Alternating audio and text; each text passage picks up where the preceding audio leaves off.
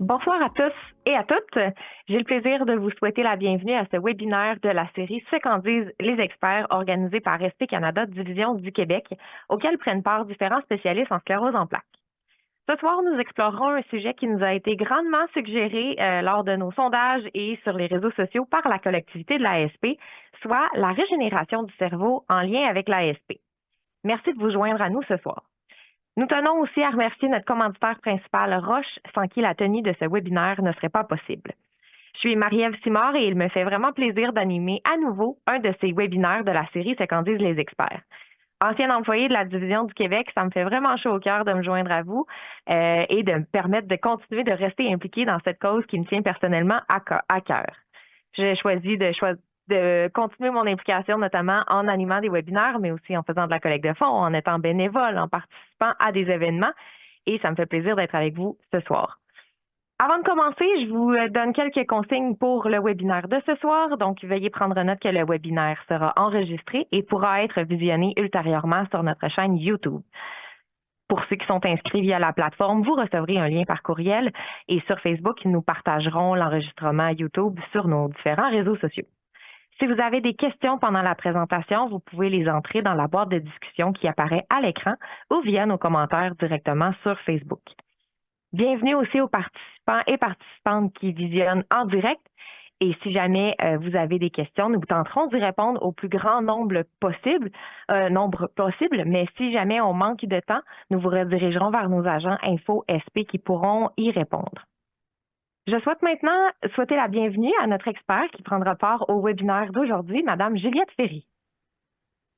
Bonsoir, merci beaucoup de m'accueillir ce soir. Ça nous fait vraiment plaisir et merci à vous de vous joindre à nous et de venir partager vos connaissances sur la sclérose en plaques. Madame Ferry est étudiante au doctorat en médecine moléculaire à Québec. Elle étudie la régénération du système nerveux, notamment à travers l'implication des cellules immunitaires nommées les microglies. Elle a réalisé la majorité de son parcours dans son pays natal et notamment passé 5 années à l'école de biologie industrielle en spécialité recherche et développement, au cours desquels elle a effectué plusieurs stages axés sur la bactériologie, le microbiote et l'inflammation. Elle a travaillé 1 an comme professionnelle de recherche, période durant laquelle elle s'est concentrée à l'étude de la myasthénie avant de se joindre au laboratoire du Dr Steve Lacroix en 2021 pour entreprendre son doctorat. Madame Ferry a présenté ses travaux dans de nombreux congrès et supervisé 2 stagiaires. Elle participe régulièrement à des activités de vulgarisation telles que Sciences Pop, C1J et Jeunes Explo. Avec ce beau parcours, je suis persuadée que Madame Ferry en aura long à nous apprendre sur la sclérose en plaques. Donc, merci encore de vous joindre à nous. Et Madame Ferry, la parole est à vous.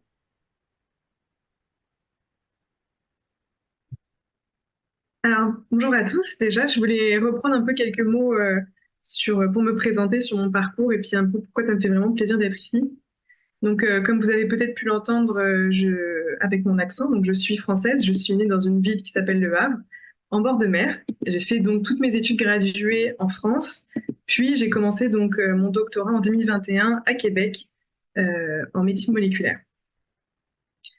Donc, ça fait maintenant 5 ans que je suis au doctorat. Mais en parallèle de ça, je me suis aussi beaucoup impliquée, comme disait Marie-Ève, dans des associations, des projets de vulgarisation, de contenu pédagogique, de création de contenu pédagogique, etc. Et je pense que c'est vraiment important, ça me plaît vraiment justement ce côté de communication scientifique, d'essayer de faire comprendre au grand public un peu ce qui se passe en recherche. Je pense que c'est vraiment, vraiment important, surtout de nos jours avec des grandes périodes comme la Covid, avec laquelle on a eu vraiment beaucoup de mauvaises informations. Je pense que c'est essentiel aujourd'hui vraiment d'aller chercher, d'aller faire comprendre justement au grand public un peu ce qu'on fait en recherche. C'est pour ça que je suis vraiment très contente et très honorée de pouvoir faire la présentation ce soir sur mon projet. Donc ce soir, on va un petit peu justement étudier la réparation du cerveau et on va parler des microglies qui pourraient justement être une des cellules qui détiennent la clé de cette réparation. Donc pour ça, on va aller voir un peu qu'est-ce que la sclérose en plaques. On va passer donc par les généralités et aussi parler du diagnostic qui peut être un peu compliqué et qui peut aussi poser quelques problèmes. Poser quelques problèmes au niveau du diagnostic. Par la suite, on ira voir plus en détail le système nerveux central. On va parler des cellules gliales et des différentes étapes justement qui vont amener à la réparation du système nerveux central. Par la suite, on verra la microglie, donc la fameuse cellule qui pourrait peut-être détenir la clé. On va aller voir qu'est-ce que c'est et comment moi je l'étudie au laboratoire et qu'est-ce que j'ai comme résultat par rapport à ces microglies. Enfin, on ira voir un peu les perspectives au niveau de mon projet, qu'est-ce que je peux en ressortir de tout ça. Et aussi, je voulais parler de quelques essais cliniques qui ont rapport avec la microglie, qui peuvent être vraiment très intéressants aussi au niveau de la réparation du cerveau. Donc, je vais vous rassurer, c'est vrai qu'il y a vraiment beaucoup de mots qui peuvent sembler un peu compliqués, etc. Mais on va y aller tout doucement, on va y aller ensemble pour démêler tout ça au fur et à mesure de la présentation. Donc, il n'y a vraiment pas à s'inquiéter. Donc, la sclérose en plaques, qu'est-ce que c'est? Comme j'imagine que vous le savez, c'est une maladie auto-immune qui va toucher tout le système nerveux central. On va parler du cerveau, de la moelle épinière et des nerfs optiques. Le cerveau, c'est comme le gros ordinateur, c'est l'ordinateur central finalement de notre corps. Et en fait, ça va avoir un prolongement qu'on appelle la moelle épinière qui va partir de la tête et descendre jusqu'en bas du dos à travers donc la colonne vertébrale. Et donc, ça va être des zones qui vont être impactées justement lors de la maladie de la sclérose en plaques. Donc, qu'est-ce qui se passe en détail un peu plus dans ce système nerveux central? Alors, en fait, la majorité du système nerveux central est composée de neurones. Ces neurones vont être responsables justement de l'envoi du message entre le cerveau et nos muscles, par exemple. Donc, ce qui me fait bouger mes mains, etc., ça va être des messages électriques, des messages chimiques qui vont passer justement le long des neurones. Et ces prolongements, les prolongements des neurones, on appelle ça justement les axones. Donc ici, on peut voir voilà, les prolongements qui s'appellent les axones ici. Et ces axones sont entourés de la gaine de myéline. La gaine de myéline, c'est un corps très gras qui va aider justement le passage du message le long des axones. C'est un peu comme une gaine de caoutchouc qu'on mettrait autour des fils électriques en fait, pour isoler vraiment le message électrique. Dans la sclérose en plaques, il y a un souci puisqu'il va y avoir les cellules immunitaires, donc les cellules qui sont censées nous protéger, nous, de tout corps étranger. Ça va être ce qu'on va retrouver dans notre sang particulièrement. Donc quand on a un rhume, ça va nous protéger. Quand on a un virus, ça nous protège. Quand on se fait une petite plaie, etc., quand il y a un corps étranger justement qui rentre dans notre corps, dans notre sang, ça va tout de suite réagir et ça va faire en sorte que ça va le supprimer au plus vite possible. Le problème dans la sclérose en plaques, c'est que justement, ces cellules, ce système immunitaire va un petit peu s'emballer et il va considérer que la gaine de myéline est un corps étranger qu'il faut absolument supprimer. C'est à ce moment-là qu'il y a justement la dégradation de cette gaine de myéline, qu'on appelle démyélinisation, et qui va vraiment perturber justement le transport du message du cerveau jusqu'à nos muscles. Cette démyélinisation, elle peut être assez grave puisqu'elle peut amener à la mort des axones qui va vraiment rompre toute communication entre les neurones et les muscles, encore une fois. Cette démyélinisation peut se passer à différents endroits du système nerveux central, au niveau du cerveau, au niveau de la moelle épinière ou des nerfs optiques, et ça va causer justement tout un tas de symptômes qui sont typiques justement de la sclérose en plaques. On parle de troubles de visuel, de troubles de la mémoire, troubles de l'équilibre, de troubles de sphincter sexuel, des troubles de la coordination de la marche, etc.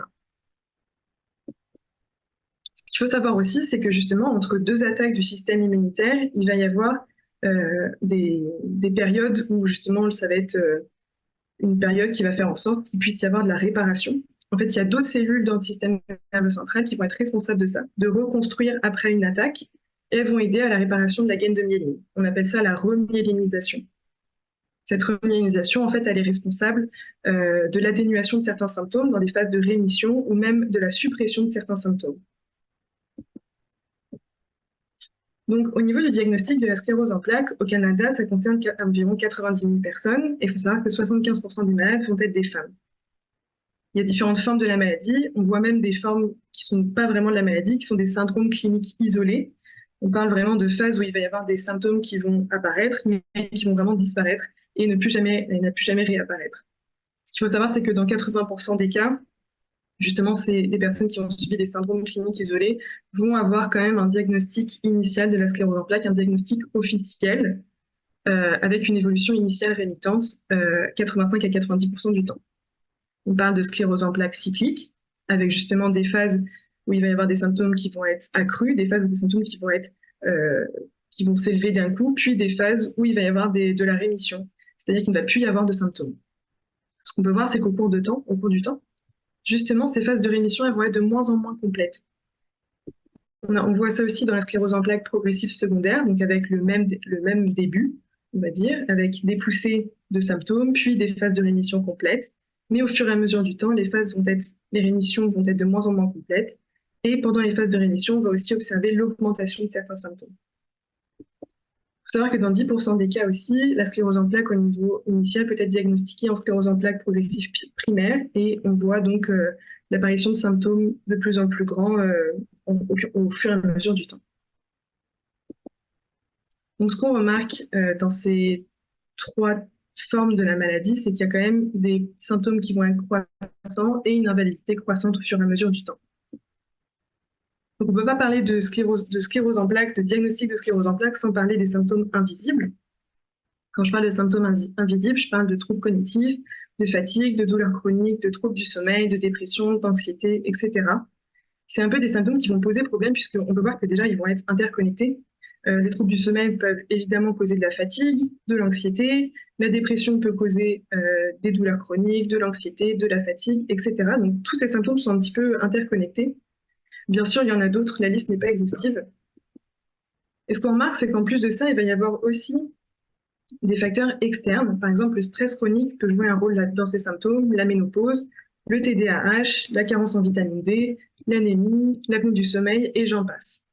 Tout ça pour dire que c'est un petit peu un gros désordre au niveau de ces symptômes et que finalement, ça va être difficile de distinguer un symptôme qui va être causé par toute source externe, un symptôme qui va être causé par un autre symptôme ou un symptôme qui va être vraiment dû à la sclérose en plaques.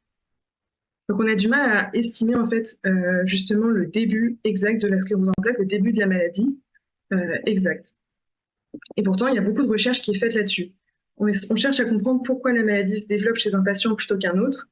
Mais ce qu'on se rend compte, c'est qu'il y a vraiment beaucoup de facteurs différents et qu'il y a aussi vraiment beaucoup de symptômes qui vont être différents et beaucoup d'hétérogénéité, je dirais, au niveau des patients et au niveau des symptômes.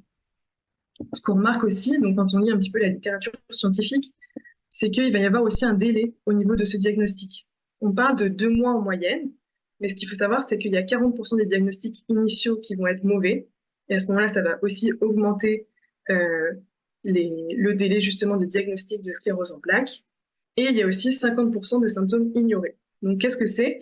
C'est finalement, on se rend compte qu'il y a peut-être des symptômes qui sont apparus jusqu'à 5 ans auparavant du diagnostic officiel de sclérose en plaques. Ce qu'on sait aussi, c'est qu'il y a des délais qui peuvent être causés par les neurologistes, d'autres médecins spécialistes et les patients eux-mêmes. Et en plus de ça, ce qu'on peut voir, c'est qu'il y a même des lésions qui vont être cliniquement silencieuses.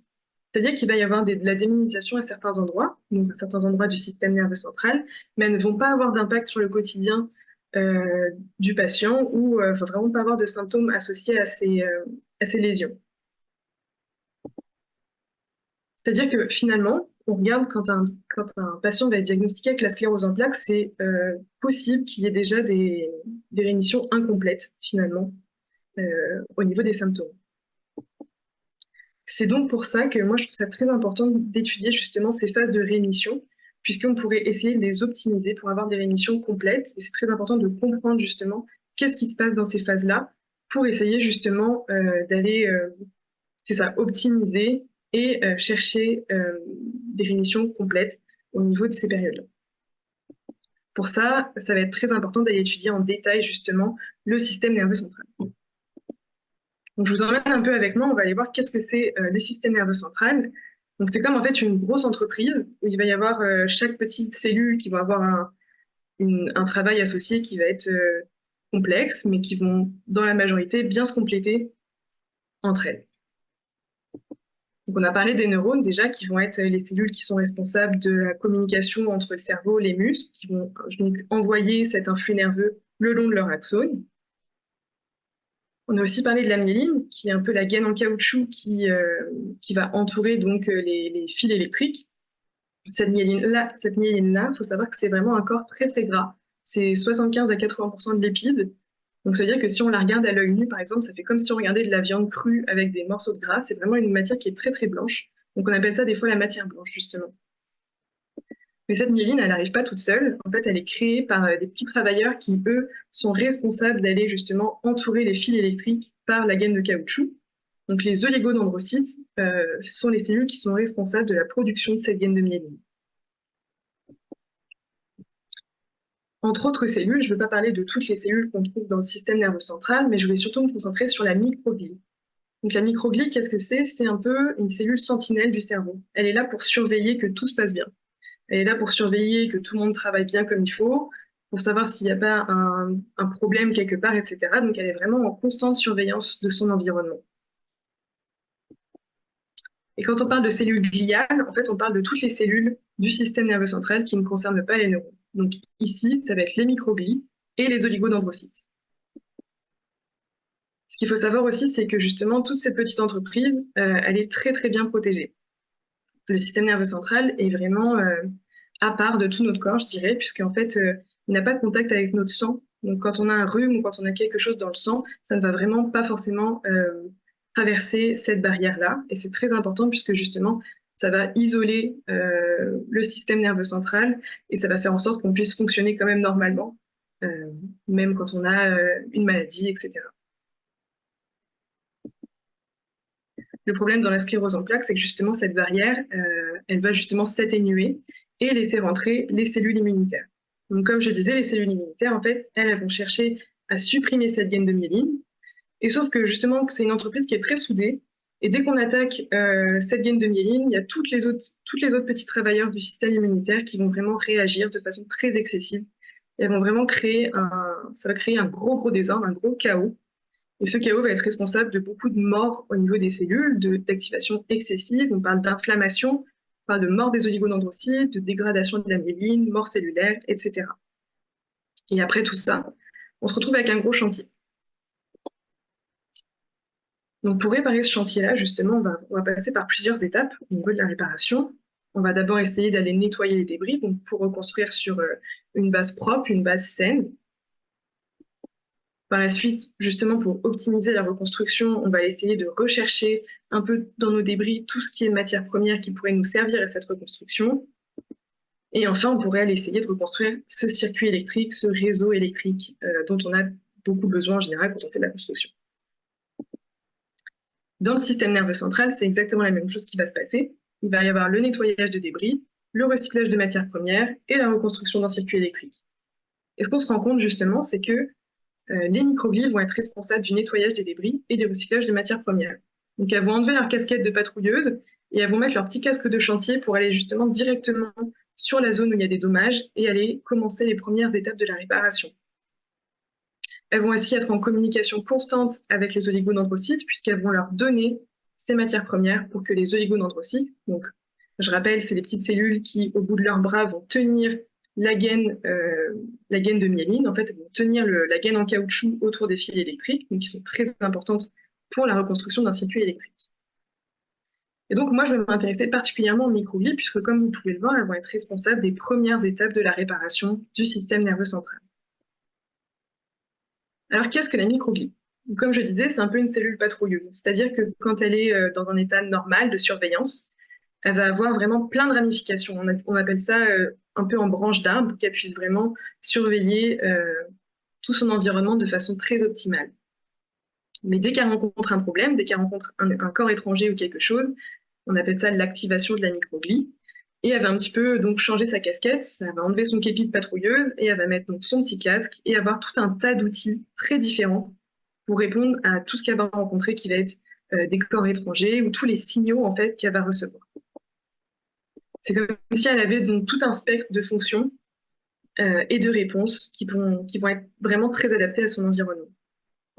La microglie, si on la met donc en communication avec les neurones, elle va exprimer des fonctions, des réponses, elle va avoir des réponses à ça, etc. Par contre, si on la met en relation avec de la mort cellulaire ou de l'inflammation, là, il va y avoir vraiment beaucoup d'autres signaux, beaucoup d'autres réponses qui vont se mettre en place, beaucoup d'autres fonctions de la microglie qui vont se mettre en place. Ou quand on rajoute justement des morceaux de myéline, il va y avoir encore un ajustement au niveau de ce spectre de fonctions. Les fonctions de la microglie, en fait, c'est un peu comme des outils qui seraient dans sa caisse à outils, mais qu'elle pourrait utiliser spécifiquement quand elle va recevoir certains signaux, quand elle reçoit certains ordres dans certains environnements. Elle va utiliser un outil plutôt qu'un autre, comme nous ce qu'on fait sur un chantier finalement. Donc ici, quand je parle d'un outil, si on va aller un petit peu plus loin au niveau scientifique, ça va être plutôt l'expression d'un gène. Et on parle aussi d'ensemble de gènes qui vont être exprimés par la microglie. Ce qui est bien en science, en recherche, c'est qu'on peut un peu tous partager nos données. On a beaucoup de choses qui vont être... on peut travailler sur beaucoup de choses différentes et regrouper nos données pour avoir encore plus d'informations par la suite. Et ici, en fait, on a été mettre... Enfin, il y a différentes équipes de recherche qui étudient la microglie et qui ont été la mettre dans différents environnements différents.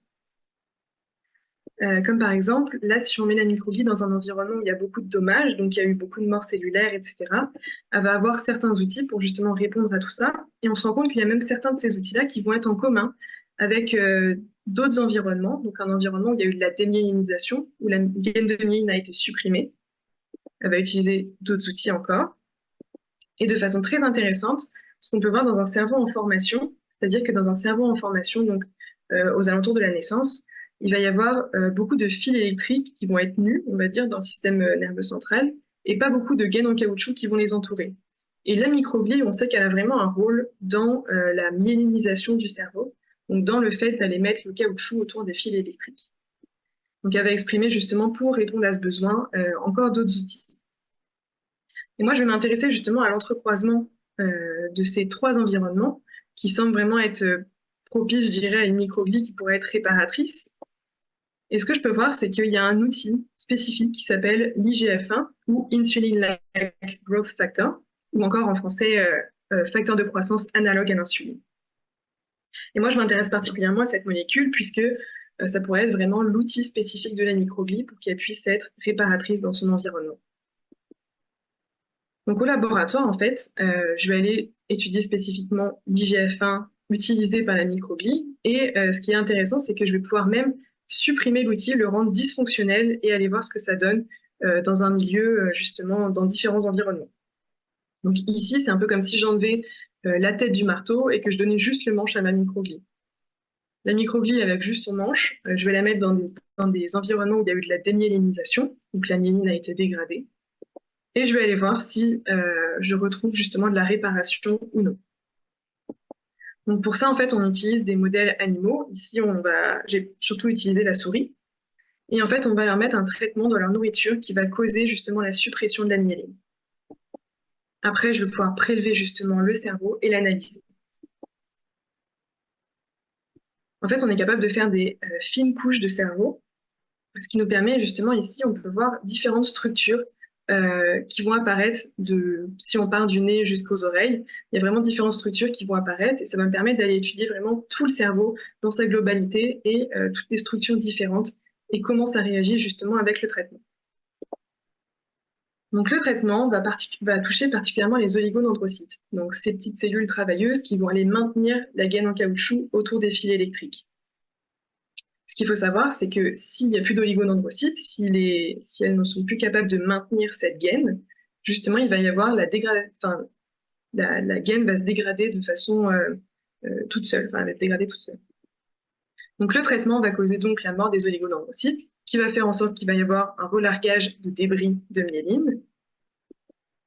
Et donc, il va y avoir les premières étapes de la réparation du système nerveux central qui vont se mettre en place. Ici, on va venir nettoyer les débris. Donc, les microglies vont être responsables de ça. Puis, il va y avoir une étape de recyclage des matières premières. Donc, les microglies vont ingurgiter cette myéline, elles vont la mâcher et un peu la digérer, justement, pour pouvoir aller redonner les nutriments aux oligodendrocytes. Donc, ici, elles ont pu digérer et elles vont redonner les nutriments pour que les oligodendrocytes puissent reformer leurs bras et aller former la gaine de myéline, donc aller entourer les fils électriques de la gaine en caoutchouc, et ainsi reconstruire le circuit électrique. Donc au laboratoire, je vais justement aller voir ces trois étapes spécifiquement.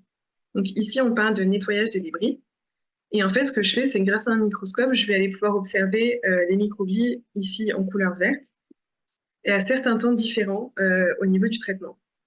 Donc ici, à 4 semaines, ce qu'on peut voir, c'est que la microglie, donc quand elle a son outil fonctionnel, on va avoir quand même des débris de myéline. Mais quand on va voir à 5 semaines, il semblerait justement que cette zone occupée par les débris de myéline, ici en mauve, va diminuer. Donc, il semble y avoir une diminution du nombre de débris. En revanche, on fait la même chose, on prend des tranches de cerveau de souris et on va voir justement avec une microglie qui n'est pas capable d'utiliser son outil. Là, ce qu'on remarque, c'est que la zone qui est occupée par les débris de myéline, entre 4 semaines et 5 semaines, elle ne semble pas changer au niveau de sa taille, qu'il y aurait justement une accumulation des débris. Donc ici, ça nous fait dire que l'IGF-1 pourrait avoir justement un impact au niveau du nettoyage des débris de myéline. Par la suite, donc pour aller voir au niveau du recyclage des matières premières, je vais partir du cerveau de souris et je vais aller mettre juste les microglies dans des petites boîtes pour aller les étudier de façon plus détaillée, je dirais. Je vais leur donner leurs petits outils IGF-1. Je vais aller les mettre en contact avec de la myéline et je vais aller voir ce qui se passe. Je vais faire un test de cholestérol. Donc pourquoi?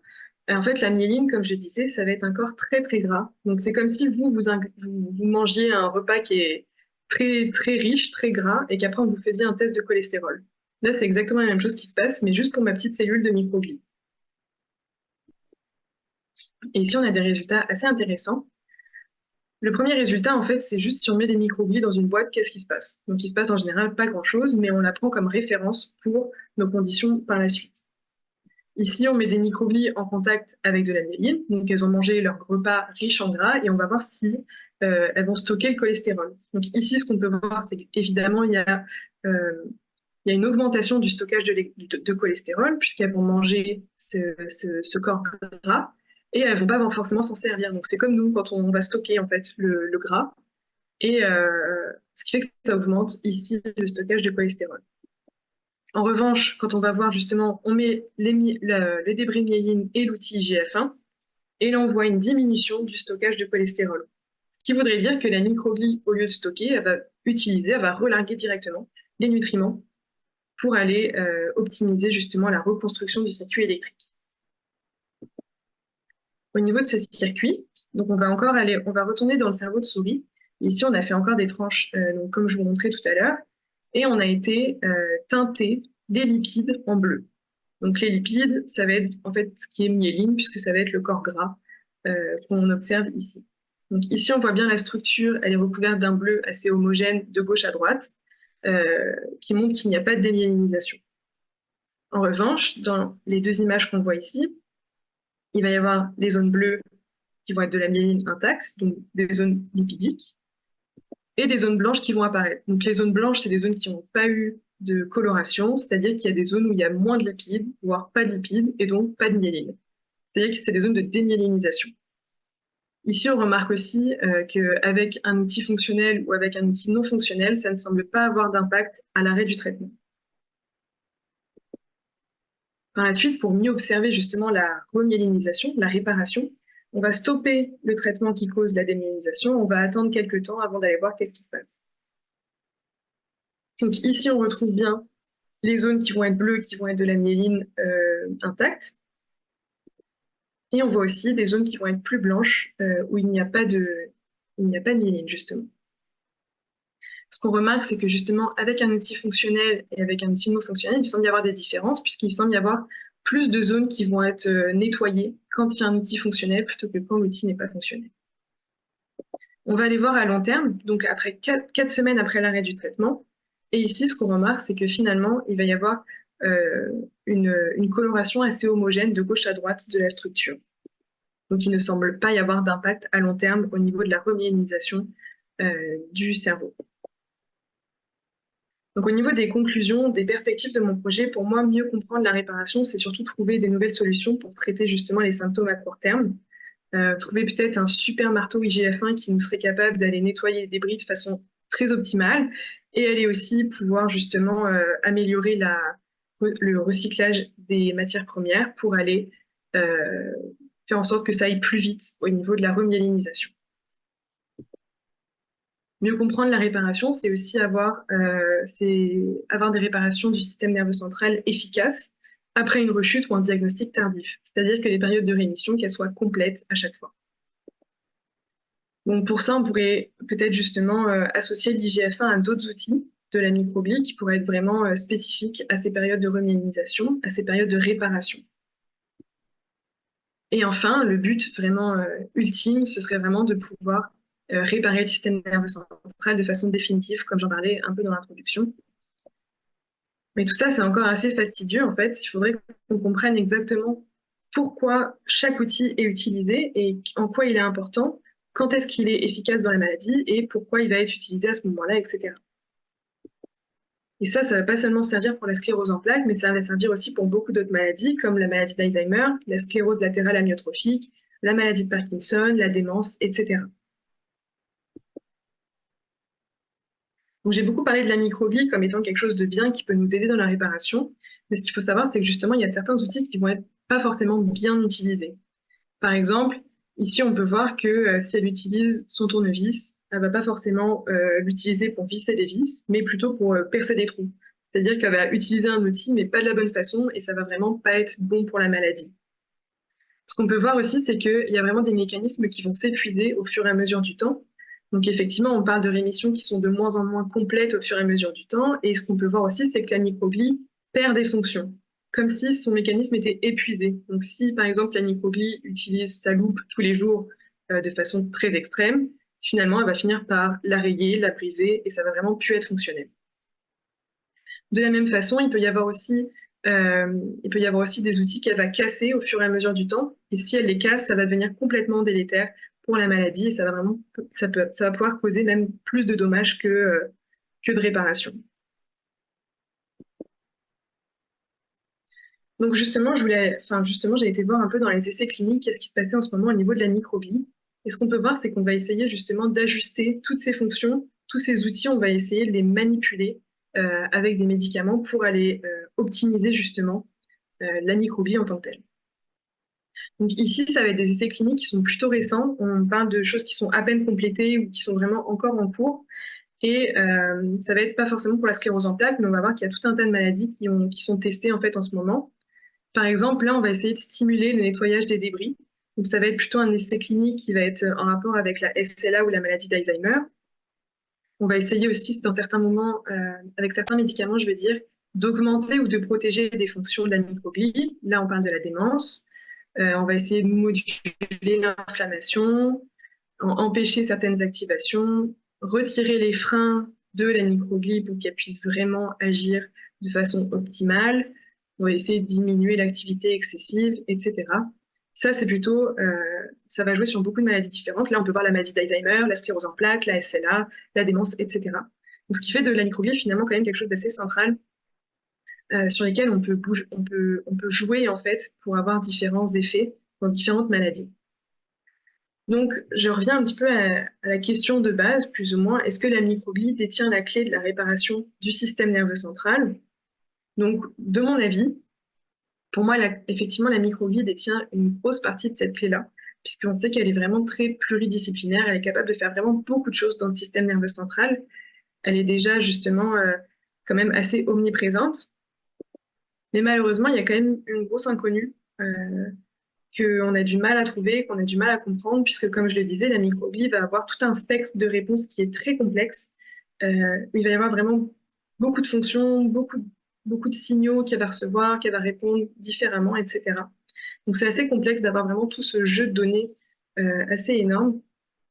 Ce qu'il faut savoir, c'est qu'aujourd'hui, on a quand même beaucoup de belles technologies qu'on met en place pour pouvoir justement comprendre cette petite inconnue. On a aussi l'essor de l'intelligence artificielle qui nous aide à jouer avec ce gros jeu de data qu'on a, ce gros jeu de données qu'on a. On peut justement plus facilement créer des liens entre les différents résultats, etc. Donc c'est super intéressant.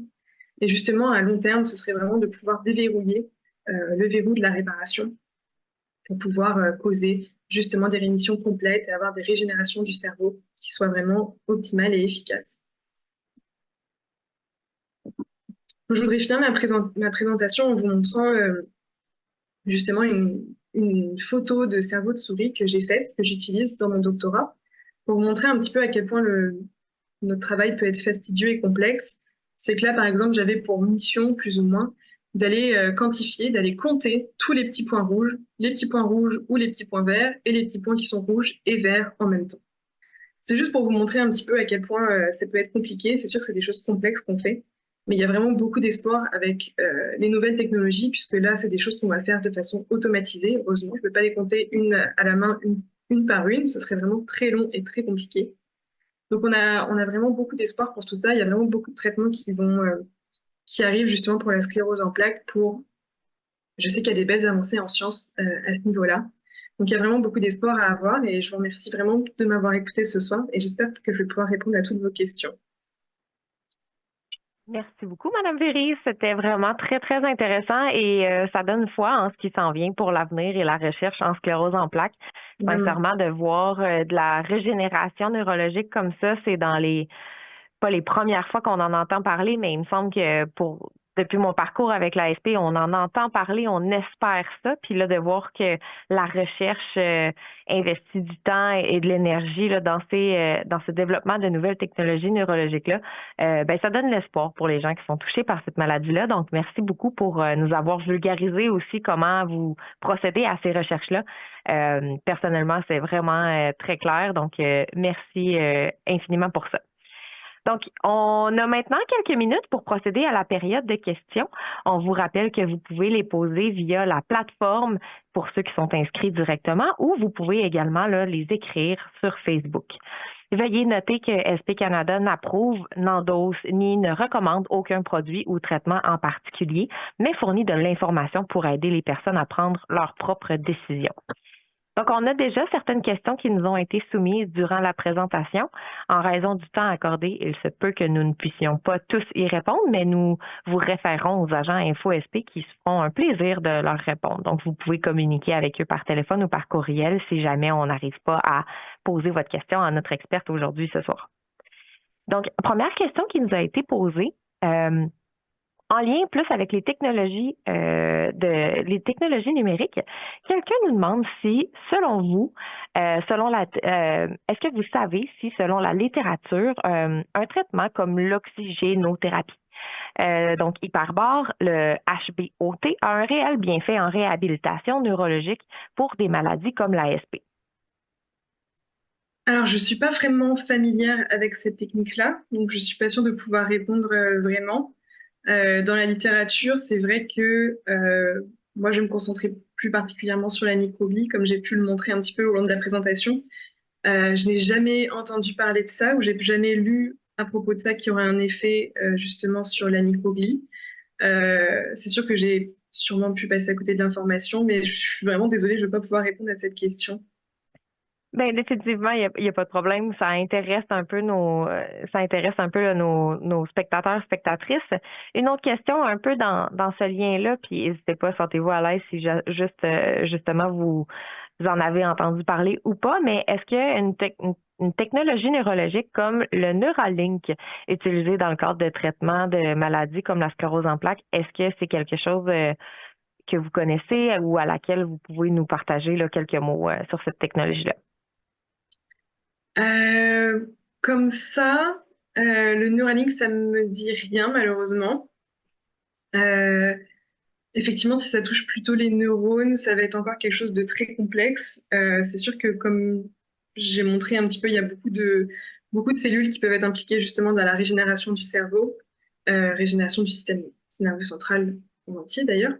Mais c'est ça. Donc, j'essaie d'être experte dans une cellule en particulier, mais c'est vrai qu'il y a toutes les autres cellules qu'on peut trouver dans le système nerveux central qui vont être super importantes, notamment les neurones. On se rend compte qu'ils ont de plus en plus d'implications justement même au niveau de l'inflammation. C'est peut-être les neurones qui vont appeler à l'aide, en fait, entre guillemets. Donc on peut voir qu'il y a vraiment de plus en plus d'impact au niveau des neurones, etc. Donc je ne sais pas si Neuralink, ça a un lien avec ça, mais pour l'instant, c'est ça. Ça va être le tout de ma réponse, puisque je n'ai pas envie de m'avancer sur quelque chose que je ne connais pas. Ben, il n'y a pas de problème. Ça prouve que notre communauté est à l'affût des nouvelles recherches et a ce Ouais. désir-là d'en apprendre plus. Clairement, ça pourra peut-être faire partie d'un sujet d'un futur webinaire, mais en tout cas, merci là, justement pour votre spécialisation dans ce domaine-là. Prochaine question.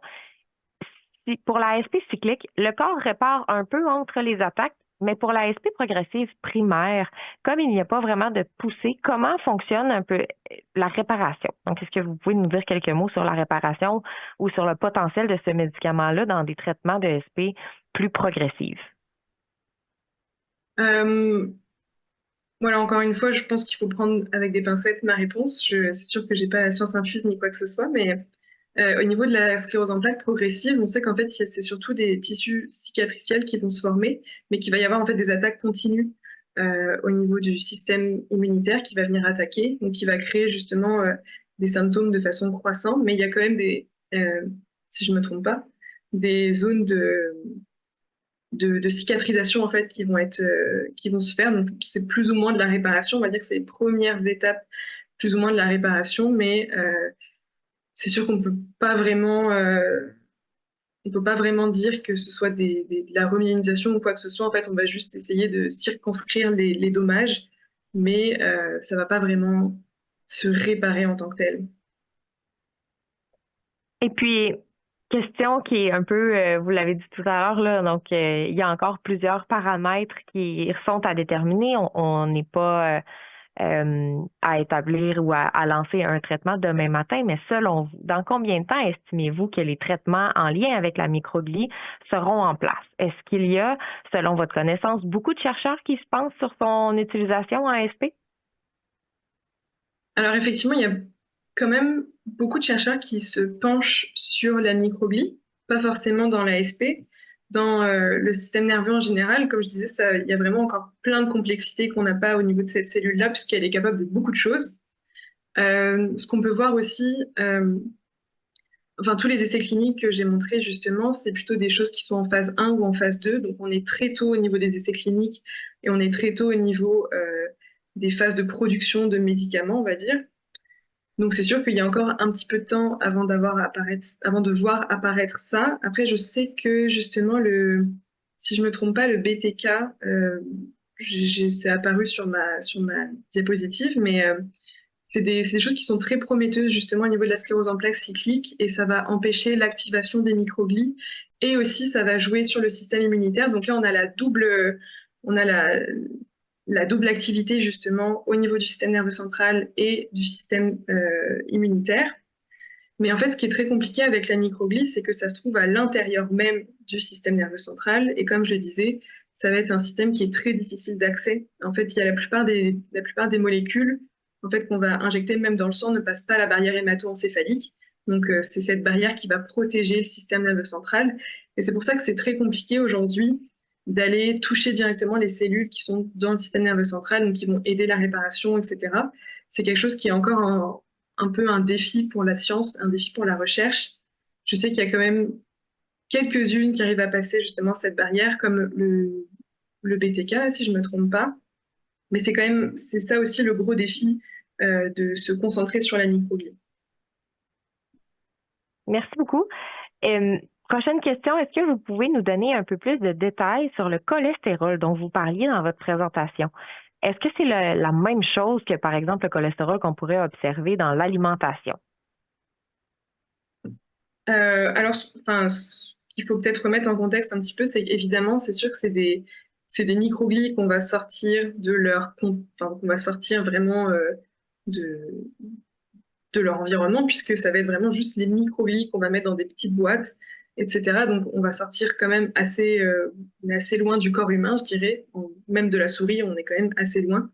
Mais effectivement, en fait, c'est comme la myéline, c'est tellement gras, c'est tellement un corps gras que quand la microglie va ingérer ça, elle va justement en fait, on appelle ça des tests de cholestérol qu'on fait, qui va être un peu, comment dire, j'essaie de vulgariser en même temps, mais en fait, c'est des tests qu'on va aller voir la fluorescence. On va aller voir la fluorescence. Donc, on met nos petites microglies dans un puits. On va leur donner justement le corps gras avec la myéline.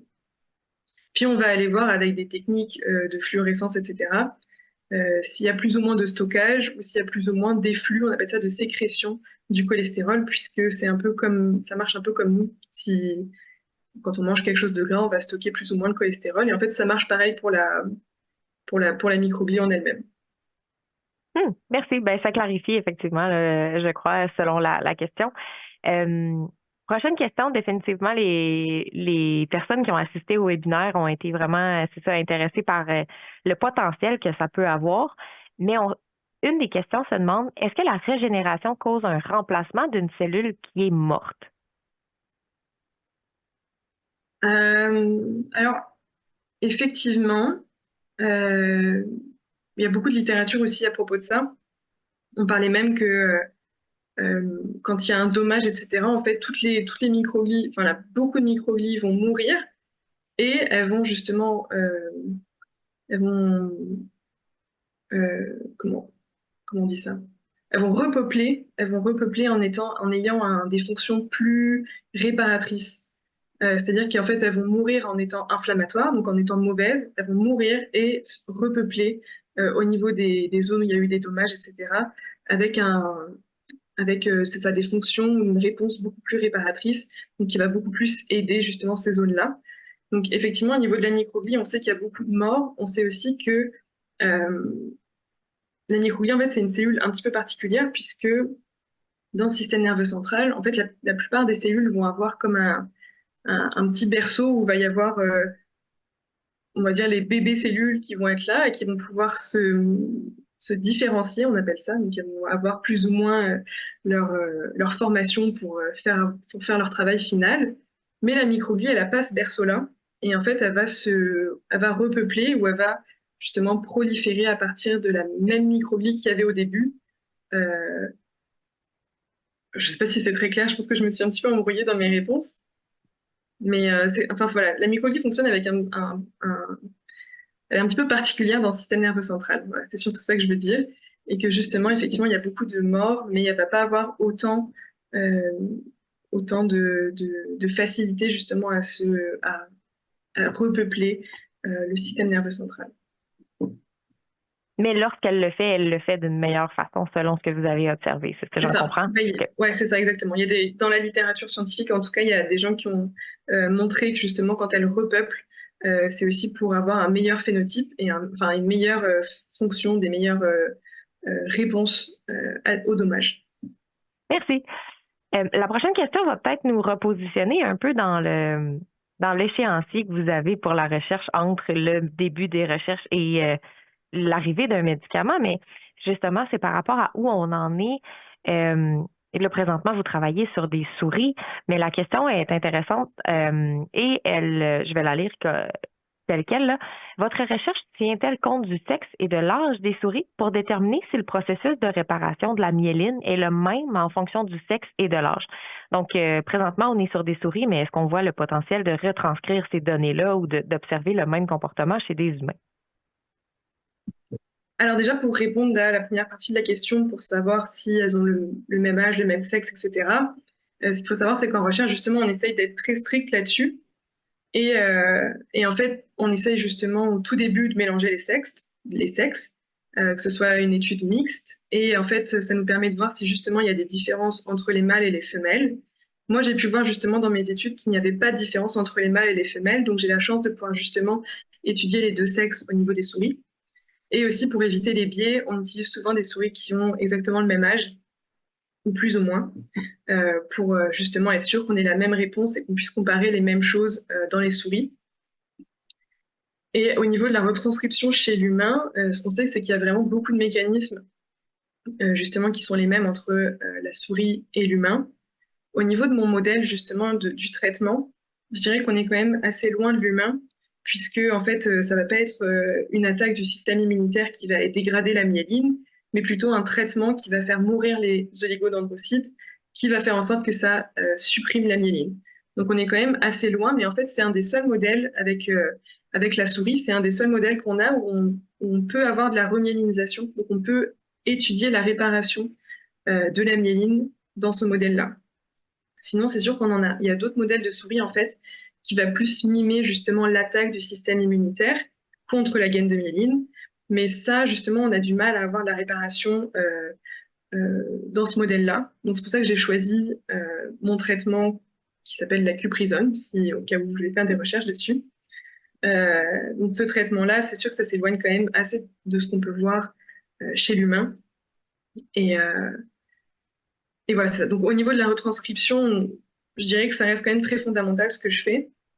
Euh, donc, pour l'instant, c'est sûr qu'il faudra attendre encore beaucoup de temps avant d'aller voir quelque chose pour un vrai médicament ou quelque chose comme ça, malheureusement. Ben justement, ça m'amène à ma prochaine question. Là, présentement, vous parlez d'un milieu ou de reproduction qui sont assez synthétiques, donc auprès des souris, mais est-ce que dans un horizon de temps, est-ce que vous osez vous projeter pour voir la possibilité d'avoir des essais cliniques avec des humains ou on est encore trop loin de là parce que là, on est encore dans le fondamental, comme vous l'avez mentionné? Par rapport à mon projet, je suis complètement beaucoup trop dans le fondamental pour voir quelque chose au niveau clinique, ça c'est sûr et certain. Après, je sais que justement, ben, comme j'ai pu le montrer, il y a des essais cliniques qui se font, qui se concentrent sur la microglie. Je sais que l'IGF-1, il a été testé aussi chez l'humain, pour voir s'il y avait plus ou moins d'IGF-1 dans le sang des patients sclérose en plaques ou non. Je pense qu'il n'y avait pas de différence, donc c'était pas un facteur justement de déclenchement de la maladie ou quelque chose comme ça. Euh, mais c'est ça, je pense que moi, ce que je fais, c'est que ça reste plus de la compréhension que vraiment vouloir trouver un traitement. Et ou si j'en trouve, j'aimerais beaucoup ça. Mais c'est ça, ce serait vraiment dans beaucoup d'années, je pense. Non, effectivement. Je pense que c'est important de se rappeler qu'une meilleure compréhension va éventuellement mener à des remèdes, mais on doit d'abord mieux comprendre certains processus du corps. Dernière question, si vous me le permettez, parce que le temps nous file entre les doigts, mais que pensez-vous de la greffe de cellules souches permettant de régénérer la myéline? Encore une fois, c'est une autre type de technologie, mais on voulait, les gens étaient quand même curieux de vous entendre à ce propos.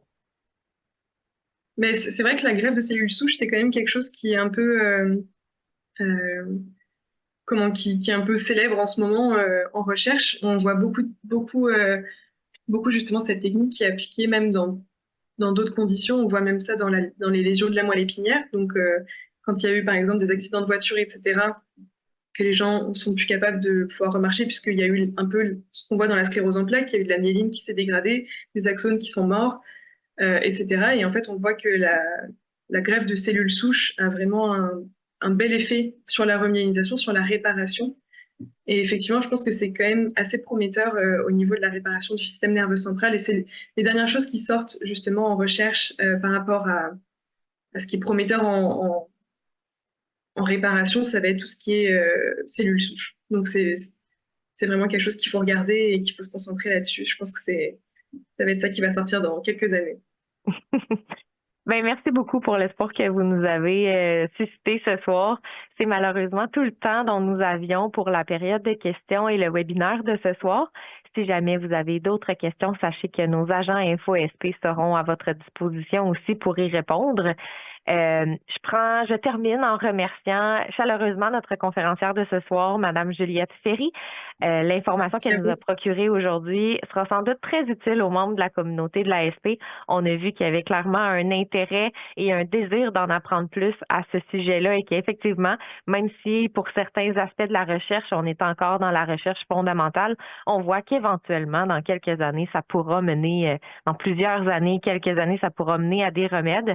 Mais en terminant, je vous rappelle aussi pour ceux que ça intéresse que les enregistrements des webinaires précédents seront disponibles sur notre chaîne YouTube et publiés également sur nos divers réseaux sociaux. Suivez également SP Canada pour être au courant des prochains webinaires et des dernières nouvelles. Et encore une fois, merci beaucoup à notre partenaire Roche. Je vous remercie d'avoir assisté au webinaire de ce soir et je vous dis à une prochaine fois.